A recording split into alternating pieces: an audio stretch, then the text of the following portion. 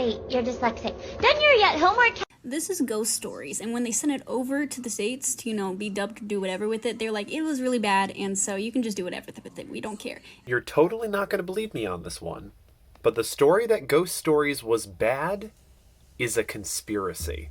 Now, don't feel bad. Even baby Liam was taken in by this conspiracy before he learned Japanese and had a wider array of sources for new anime. Worst anime you've ever seen, and why was it so bad? Oh god, has to be Ghost Story, but only the dub can redeem it because they just took it and went wild with it. No instructions, just let's make it worse.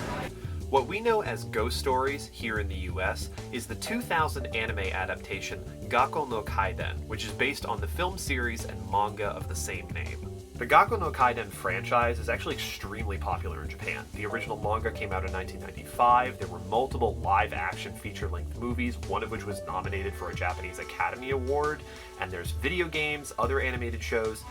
What we know as Ghost Stories wasn't even the first. Fuji TV greenlit the 2000-2001 series in the early 90s, and it took a while for production to ramp up. But by the time it was broadcast in the 2000 anime season, it was so popular that it was actually beating out Pokemon in some season slots. It was featured on magazines at the time.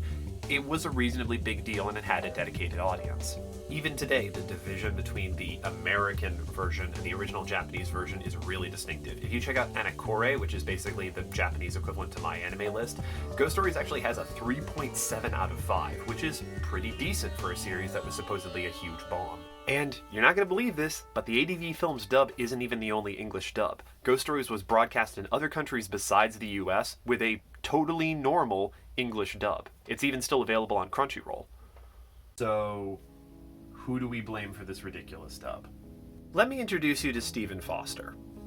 If you're an OG fan of anime, I'm probably retreading some ground for you if you remember the phrase Fosterization.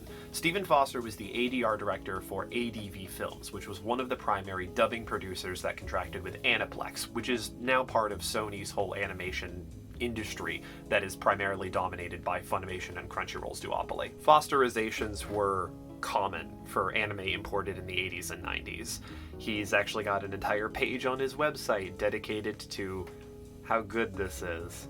In short, Foster was given limited restraints like much of his previous work, and given Ghost Stories' reliance on Japanese folklore, he just ran with a nonsensical script because he didn't fully get the original, and because he wanted to be funny, not because Ghost Story was some kind of pariah he was told to make funny for the Americans.